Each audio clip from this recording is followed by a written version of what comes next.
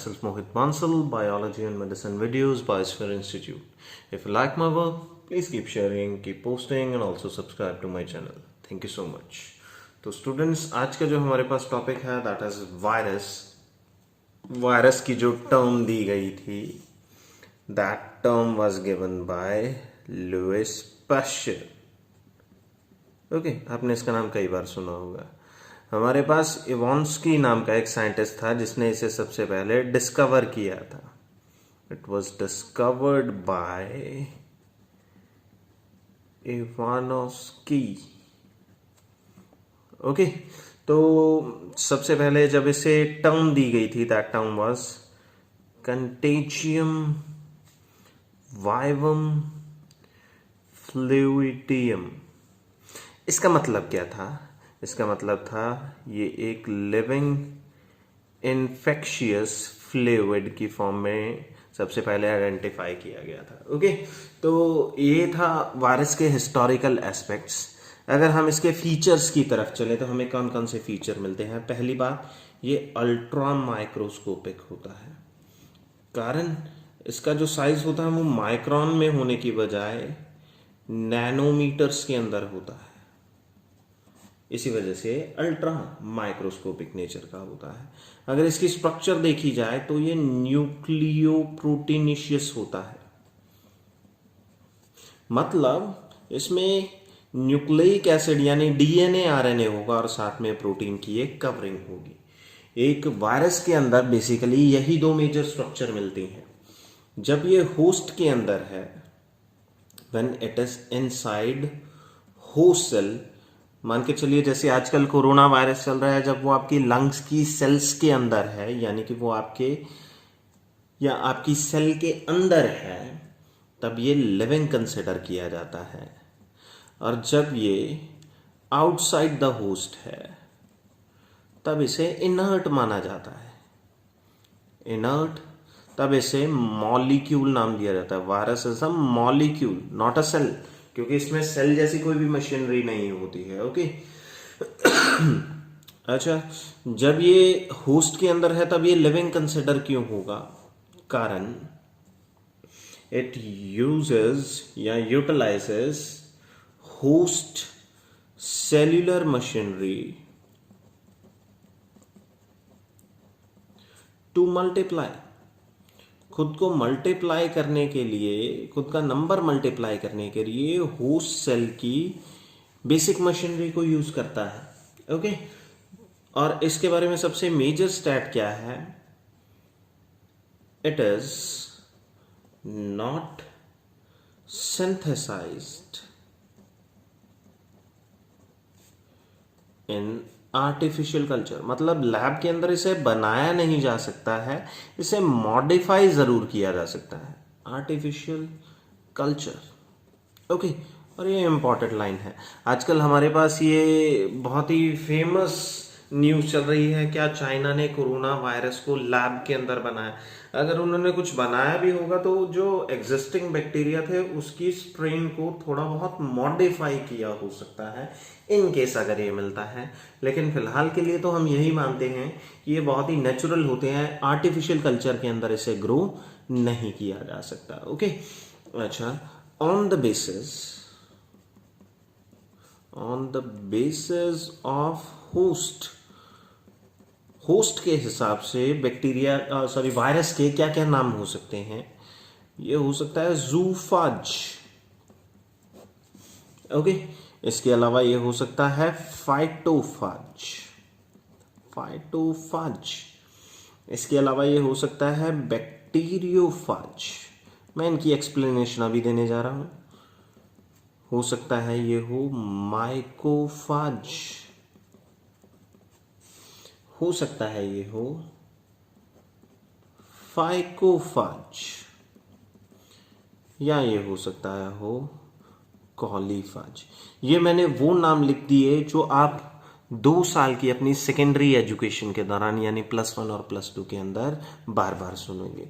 ज़ूफाज एक ऐसा वायरस होता है जिसका होस्ट एक एनिमल होता है. एनिमल होस्ट, जू का मतलब ही एनिमल होता है. फाइटोफाज एक ऐसा होगा जिसका होस्ट प्लांट होगा, जैसे टोबैको मोजाइक वायरस होते हैं। बैक्टीरियोफाज कौन सा होगा, जिसका होस्ट, अब बहुत समझदार हैं, बैक्टीरिया होगा। माइकोफाज कौन सा होता है, जिसका होस्ट फंजाई होगा। और फाइकोफाज कौन सा होगा, जिसका होस्ट एल्गी होगा। और कॉलीफाज कौन होगा, जिसका होस्ट ई कोलाई होगा। ओके, ये बहुत ही मतलब अलग से डिस्कस किए जाते हैं। कॉलीफाज इनका बहुत अच्छा यूज आता है बायोटेक्नोलॉजी के अंदर। अच्छा, अगर मैं शेप की बात करूं, ऑन द बेसिस ऑफ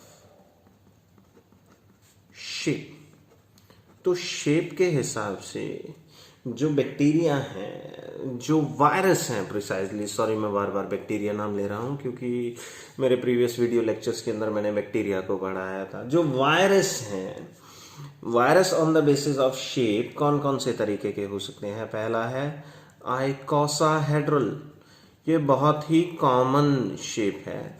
इसमें 20 फेस होते हैं, छोटे छोटे। ओके, 20 फेस वायरस को आइकोसाहेड्रल शेप कहा जाता है। दिखने में ये आपको सर्कुलर लग सकता है, लेकिन एक्चुअल में ये कैसा होता है, 20 फेसेस के साथ होता है। कुछ इस तरीके से आपको अलग अलग फेसेस दिखाई देंगे। सामने से कुछ फेस दिखाई दे रहे होंगे, इधर से कोई फेस दिखाई दे रहा होगा, कुछ इस तरीके से समथिंग लाइक दैट होगा। दैट इज आइकोसाहेड्रल, जिसके 20 फेस होते हैं। सर्कुलर अपेयर होता है, लेकिन एक्चुअल में ये बहुत सारे फेस होते हैं। अच्छा, सेकंड शेप है हमारे पास सिलेंड्रिकल। सिलेंड्रिकल, ओके, सिलेंड्रिकल में क्या होता है, प्रोटीन एक राउंड शेप के अंदर बड़ी सी सिलेंड्रिकल शेप बनाते हैं, जिसके अंदर जेनेटिक मटेरियल पड़ा होता है। और जेनेटिक मटेरियल हमेशा हेलिकल फॉर्म के अंदर होता है। ओके, एग्जांपल जैसे हमारे पास टोबैको मोजाइक वायरस है, इसका अच्छा एग्जांपल हो जाता है।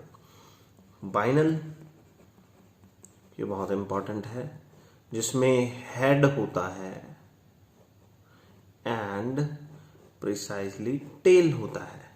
ऐसे वायरस को नाम दिया जाता है बाइनल फॉर्म्स, जिसमें हेड प्लस टेल पोर्शन होगा। That is known as binal form. Okay, structure पे चलते हैं। अगर आप एक बैक्टीरिया को देखें तो उसमें जनरली एक प्रोटीन की कवरिंग होगी, that is known as capsid, और ये इन्फेक्शियस होती है। और साथ में होगा जेनेटिक मटेरियल, जिसे हम नाम देते हैं न्यूक्लियोइड जेनेटिक मटेरियल। एक ऑप्शनल स्ट्रक्चर भी हमारे पास प्रेजेंट हो सकती है, जिसका नाम होता है एनवेलप। ओके, इन तीनों को कंपेयर करते हैं। एनवेलप ये ऑप्शनल है, हो भी सकता है या नहीं भी, लेकिन जो कैप्सिड और न्यूक्लियोइड है ये इन जनरल हमारे पास जरूर मिलते हैं। तो ये लूज लिपिड बाइलेयर है। तो लिपिड बाइलेयर सुनते ही हमारे दिमाग में बाइलेयर, लिपिड बाइलेयर सुनते ही हमारे दिमाग में पहली चीज जो आती है वो आती है, हमने एक नॉर्मल सेल की स्ट्रक्चर पढ़ी थी, उसके अंदर भी लिपिड बाइलेयर ही होती है। दैट मीन्स जब हमारे पास वायरस खुद को मल्टीप्लाई करके अपनी कई कॉपीज बना लेता है और होस्ट सेल को तोड़ के बाहर की तरफ निकलने की कोशिश करता है, यहाँ पे ये मैंने वायरस बना दिया, तो साथ में ये होस्ट सेल की थोड़ी सी मेम्ब्रेन साथ में ले जाता है और उसी से हमारे पास क्या बनता है, एनवेलप बनता है। दैट मीन्स हमारे पास जो एनवेलप है इसका ओरिजिन क्या हुआ, इट्स ओरिजिन इज होस्ट, यानी होस्ट की मेम्ब्रेन का पार्ट होता है, इट इज पार्ट ऑफ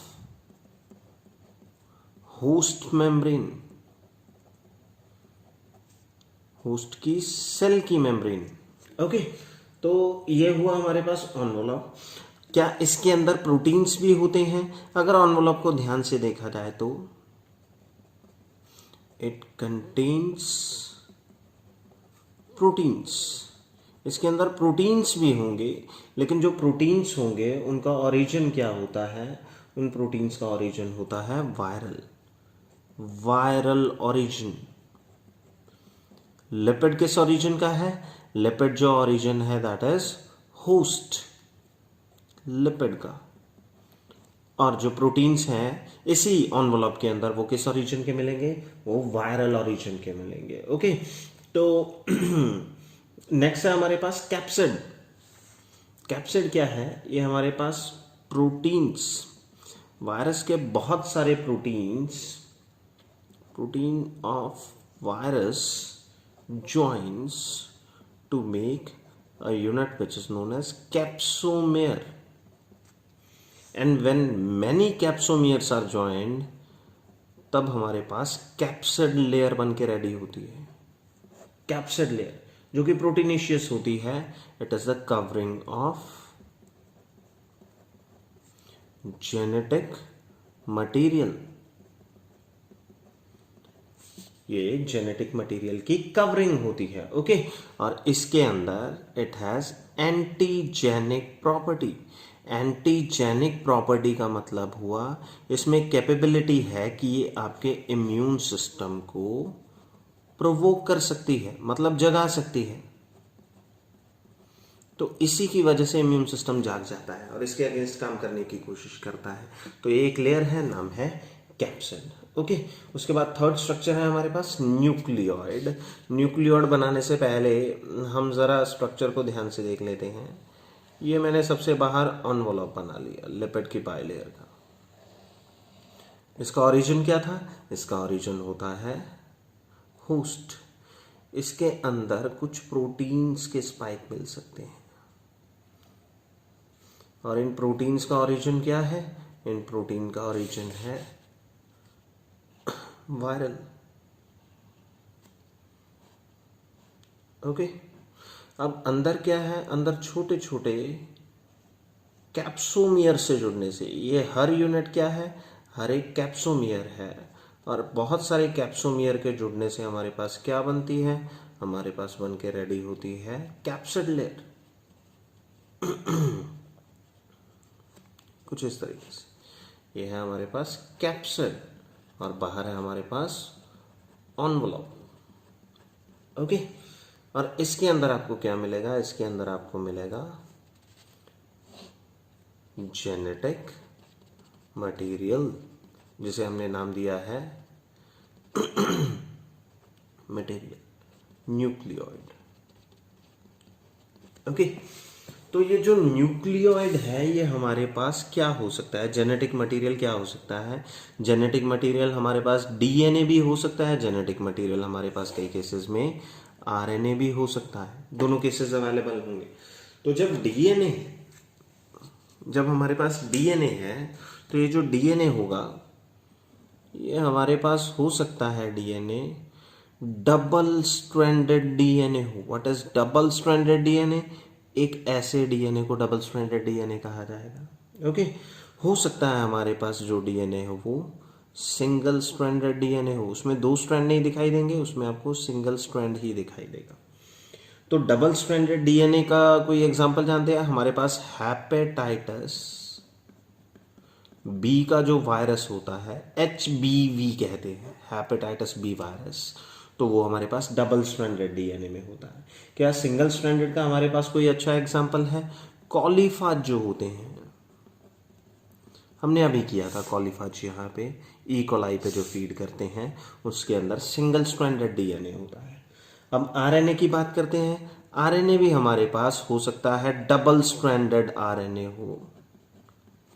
हो सकता है ये सिंगल स्ट्रैंडेड आरएनए हो। आप पहले ही समझ गए स्ट्रैंडेड का मतलब क्या है, तो मैं बार बार वो स्ट्रक्चर नहीं बना रहा। जो सिंगल स्ट्रैंडेड आरएनए है उसमें एग्जांपल HIV का बन जाता है, एड्स का वायरस, TMV का केस बन जाता है, मैं पहले भी इसे डिस्कस कर चुका हूं, टोबैको मोजाइक वायरस, हो सकता है हमारे पास पोलियो का वायरस। तो ये तीनों केसेस में जो जेनेटिक मटेरियल है वो क्या होगा, सिंगल स्ट्रैंडेड आरएनए होगा। डबल स्ट्रैंडेड के अंदर हमारे पास एग्जांपल बनते हैं रियो वायरसेस, ये स्टमक इन्फेक्शन करते हैं, स्टमक इन्फेक्शंस। ओके, तो अगर मैं आपको जनरल कॉन्सेप्ट बताऊं तो ये जो डबल स्ट्रैंडेड डीएनए है ये बहुत कॉमन होता है, लेकिन आरएनए हमेशा सिंगल स्ट्रैंडेड कॉमन होता है। आरएनए डबल स्ट्रैंडेड फॉर्म में बहुत रेयर होते हैं, डीएनए सिंगल स्ट्रैंडेड फॉर्म में बहुत रेयर होते हैं। तो इन दोनों को, डबल स्ट्रैंडेड डीएनए और सिंगल स्ट्रैंडेड आरएनए को आपको स्ट्रेस देने की जरूरत है। एग्जाम्पल बहुत इंपॉर्टेंट रहते हैं। क्या सिर्फ हमारे पास इतने ही कंपोनेंट हैं? एक एडिशनल कंपोनेंट भी हमारे पास होता है। उस एडिशनल कंपोनेंट का हमारे पास नाम है एंजाइम्स। एंजाइम्स कौन कौन से? एक बहुत अच्छा एग्जाम्पल है, नाम है रिवर्स ट्रांसक्रिप्टेज। तो इसमें RETRA ये दो वर्ड्स निकाले जा सकते हैं। रिवर्स में से RE लिया गया और ट्रांसक्रिप्टेज में से ट्रा ले लिया गया। तो हमारे पास अगर ये एंजाइम कैरी किया जा रहा है तो एंजाइम वायरस का नाम हो जाता है रेट्रोवायरस। रेट्रो रिवर्स ट्रांसक्रिप्टेज से निकाला गया है। इसका काम क्या है? आपको मैंने जनरली बताया है कि डीएनए से बनेगा आरएनए और आरएनए से बनेगा प्रोटीन, यही बताया गया है। डीएनए से आरएनए बनेगा, लेकिन किसी केस में हमारे पास क्या होता है, आरएनए से बन जाता है डीएनए। और इसे करवाने के लिए एक एबनॉर्मल प्रोसेस है, जिसे करवाने के लिए हमारे पास एंजाइम कौन सा अवेलेबल है, रिवर्स ट्रांसक्रिप्टेज। तो ये किस केस में होगा? ये ऐसे केसेस में होगा जिसमें जेनेटिक मटेरियल आरएनए है, यानी मैं HIV एड्स की बात कर रहा हूँ। ओके, इसके अलावा हमारे पास कोई और एंजाइम्स हैं? हाँ, हमारे पास इंटीग्रेस नाम के एंजाइम होते हैं, इंटीग्रेस, जो कि होस्ट के डीएनए को वायरस के डीएनए के साथ जोड़ने का काम करते हैं। ओके, तो ये था स्ट्रक्चरल एस्पेक्ट। इसके बाद हम वायरस के लाइफ साइकिल को समझते हैं, जो इस टॉपिक का सबसे इंपॉर्टेंट पार्ट होता है। ओके स्टूडेंट्स, हमारे पास नया टॉपिक है लाइफ साइकिल। वायरस का लाइफ साइकिल कैसे रन करता है? इसमें दो तरीके हैं। पहला है लिटिक साइकिल और दूसरा है लाइसोजेनस साइकिल। ये काफी इंपॉर्टेंट है, कारण आजकल कोरोना वायरस हमारे पास पीक पे है। अगर आप ये टॉपिक समझते हैं कि लिटिक क्या है, लाइसोजेनस क्या है, आपको बहुत इंफॉर्मेशन मिलेगी कि वायरस काम कैसे करते हैं। तो ऐसी इंफॉर्मेशन आपके लिए भी हेल्पफुल होगी और आपके सराउंडिंग्स के लिए भी हेल्पफुल रहेगी। तो जरा देखते हैं लिटिक साइकिल चलेगा कैसे। मान के चलिए एक वायरस आया और उसने होस्ट की सेल पे अटैक किया। सबसे पहले क्या करेगा, वो होस्ट की सेल के साथ जाके अटैच होगा। उसके बाद अपना जेनेटिक मटेरियल होस्ट के अंदर डाल देगा। ओके, अब होस्ट के अंदर जो वायरस का जेनेटिक मटेरियल है वो क्या करेगा, होस्ट के जेनेटिक मटेरियल को अपने कंट्रोल में कर लेगा।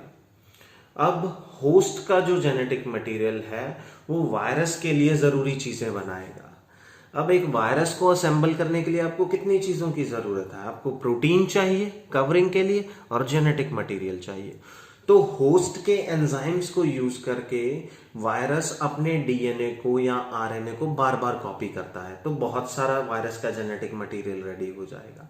अब होस्ट के एंजाइम्स को यूज करके वायरस बहुत सारा प्रोटीन बनवा लेता है।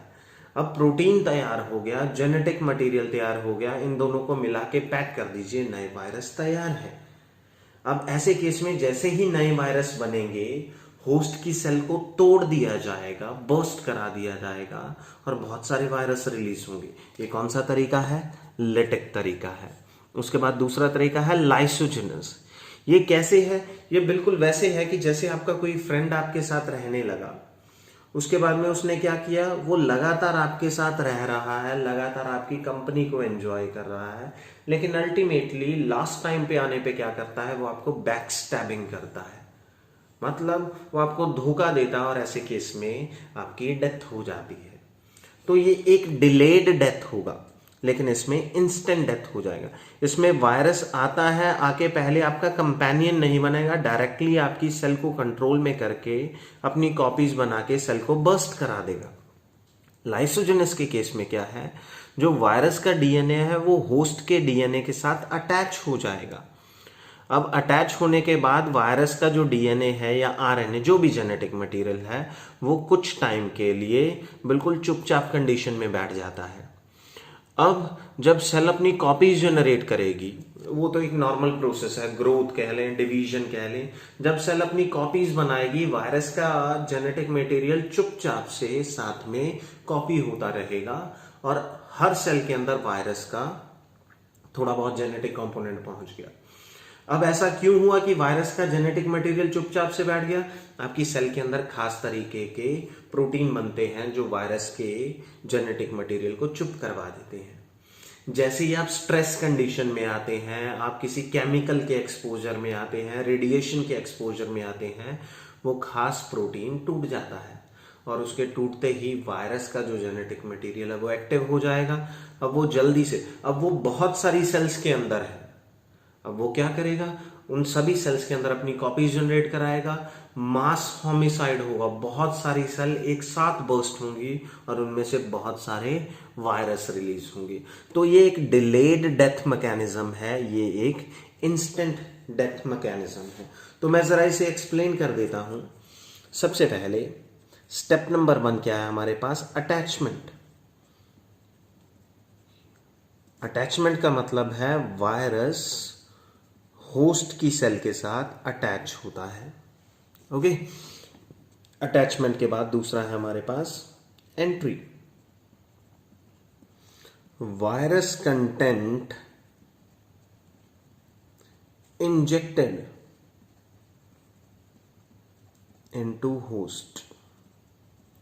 तो होस्ट के साइटोप्लाज्म में वायरस के कंटेंट को डाल दिया जाता है। याद रखिएगा, कैप्सिड कभी भी अंदर नहीं जाता है। अंदर क्या जाता है? अंदर जाता है सिर्फ जेनेटिक मटेरियल। ओके, उसके बाद में third, control over host machinery. Host की टोटल मशीनरी को कंट्रोल कर लिया जाता है। तब वायरस क्या करता है? वायरस अपने जेनेटिक मटेरियल को रेप्लिकेट करेगा, मतलब कॉपीज बनाएगा, ट्रांसक्रिप्शन करेगा, मतलब डीएनए से आरएनए बनाएगा, एंड ट्रांसलेशन करेगा, इसका मतलब है आरएनए से प्रोटीन बनाएगा। कैसे? मैं कहूं मेरे पास है वायरल डीएनए, डीएनए वायरल, ये क्या करेगा? ये पहले बनाएगा आरएनए वायरल, और आरएनए वायरल क्या करेगा? प्रोटीन वायरल बनाएगा। अब आपको एक नया वायरस तैयार करने के लिए कितनी चीजों की रिक्वायरमेंट है? आपको प्रोटीन चाहिए, आपको आरएनए या डीएनए में से कोई भी चीज चाहिए। मैं मान लेता हूं यहां पे डीएनए चाहिए था। तो ये दोनों चीजें रेडी हैं, इन्हें जोड़ दीजिए और पैकिंग कर दीजिए। That means assembly of new virus, new viruses, और ultimately lysis of host cell. जब वायरस का काउंट इतना ज्यादा बढ़ जाता है कि होस्ट सेल उसे कंटेन नहीं कर पाती है, तो उसका लेसेस हो जाता है। ये एक इंस्टेंट प्रोसेस है, तरीका था हमारे पास लिटिक साइकिल। ओके, अच्छा, इस फेज को, अटैचमेंट और एंट्री के फेज को हम नाम देते हैं इन्फेक्शन फेज। आपकी बुक में ऐसी कैटेगराइजेशन मिलेगी, तभी मैं इसे कैटेगराइज कर रहा हूं। इन्फेक्शन के अंदर अटैचमेंट होगा और एंट्री होगी। उसके बाद में latent phase, this right here is latent phase, जब होस्ट की मशीनरी को कंट्रोल किया जाता है। उसके बाद में third one is maturity phase, ये रहा, this right here is maturity phase, जब वायरस अपनी नई कॉपीज बनाएगा। एंड अल्टीमेटली लेटिक फेज, जब होस्ट सेल का लेसेस हो जाएगा और वायरस बाहर रिलीज हो जाएगा। आई होप कि आपको ये चीज समझ में आई होगी। लाइसोजेनस में क्या है? सबसे पहले अटैचमेंट होगी, अटैचमेंट, उसके बाद में एंट्री होगी। अब यहां पे साथ ही साथ होस्ट की मशीनरी को आपको कंट्रोल नहीं करना है। क्या करना है? डीएनए ऑफ होस्ट, चाहे आरएनए लगा लीजिए, जो भी था, वैसे प्रिसाइसली डीएनए ही होता है। DNA of host plus DNA of virus, ये दोनों आपस में जुड़ जाते हैं। और एंजाइम कौन सा काम करेगा? मैंने बताया था इंटीग्रेज। इंटीग्रेज, इन दोनों को जोड़ के जो खास स्ट्रक्चर बनाई जाती है उसका नाम होता है प्रोफाज। याद कर लीजिए, बहुत इंपॉर्टेंट है प्रोफाज। ये इन दोनों की एसोसिएटेड फॉर्म को कहा जाता है। साथ ही साथ एक रिप्रेसर प्रोटीन बनाता है जो किसे रिप्रेस करेगा, रिप्रेसर प्रोटीन वायरस के डीएनए को ओवर एक्टिव होने से रोकेगा।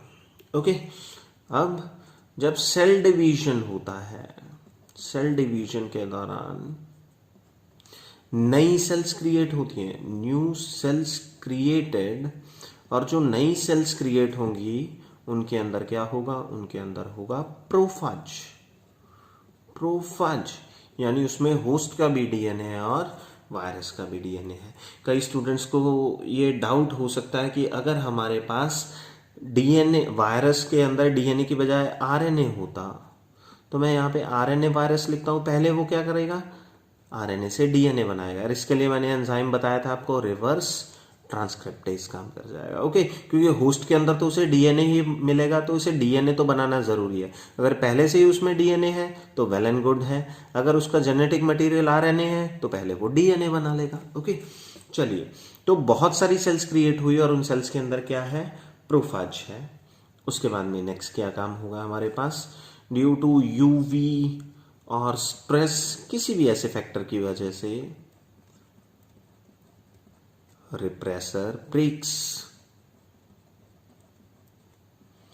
और अगर रिप्रेसर ब्रेक डाउन हो गया तो उसकी वजह से क्या है, प्रोफाज एक्टिव हो जाएगा। प्रोफाज एक्टिव, और उसके बाद वो क्या करेगा, नई कॉपीज बनाएगा। कैसे, जैसे मैंने लेसिस के तरीके में बताया था, new copies generated and ultimately mass homicide of many cell, क्योंकि बहुत सारी सेल्स के अंदर ये वायरस पड़ा था। ओके, ये एक डिलेड तरीका है। तो ये थे वायरस के काम करने के तरीके, या तो लेटेक्स साइकिल चलेगा या लाइसोजेनस साइकिल चलेगा। ओके, जरा इसे एक बार ध्यान से देख लीजिए। हम इसके बाद कैरी फॉरवर्ड करते हैं। हमारे पास वायरस की बजाय और कौन कौन सी फॉर्म्स हैं जो वायरस की तरह एक्ट कर सकती हैं। हमारे पास 3 और टर्म्स है, नाम है वायरॉइड एंड प्रायॉन्स। जब वायरस इनर्ट पड़ा है, इनर्ट क्रिस्टलाइज्ड वायरस, मतलब अभी ये जो है ये होस्ट सेल से बाहर है, inert crystallized virus which is outside host cell. तो इस स्टेज को नाम दिया जाता है वायरॉइड। जब ये सेल के ऊपर एक्टिव स्टेट में आ जाता है तब इसे नाम क्या दिया जाता है, तब इसे नाम दिया जाता है वायरस। अब अगली चीज है वायरॉइड। ये हमारे पास नेकेड आरएनए होता है। नेकेड आरएनए का मतलब देयर इज नो कैप्सिड, बिना प्रोटीन की कवरिंग का हमारे पास डायरेक्ट वायरस फॉर्म जो होता है that is known as viroid. It is the smallest infectious agent, smallest infectious agent। Okay, तो इसमें हमारे पास क्या कोई एग्जांपल है, हाँ, ये डिजीज कॉज करते हैं, डिजीज कॉजिंग इन प्लांट्स। कोई एग्जांपल है हमारे पास, बिल्कुल हमारे पास potato spindle tuber virus potato spindle tuber disease करवाता है। इस डिजीज के लक्षण क्या होते हैं हमारे पास, twisting of plant, twisting of plant पहला, दूसरा ग्रे लीव्स और रिड्यूस्ड यील्ड। 25% के करीब हमारे पास जो यील्ड है वो कम हो जाती है। पोटैटो स्पिंडल ट्यूबर डिसीज, जो कि पोटैटो स्पिंडल ट्यूबर वायरस ने करवाया, और एक्चुअल में ये वायरस नहीं है, ये क्या है, एक वायरॉइड है। ओके, लास्ट है हमारे पास प्रायॉन्स। प्रायॉन्स हमारे पास क्या होते हैं, दीज आर इन्फेक्शियस प्रोटीन्स। पहले मैंने सिर्फ आरएनए को बोला था, सिर्फ आरएनए का मिलना, अब मैं बता रहा हूं सिर्फ प्रोटीन का मिलना।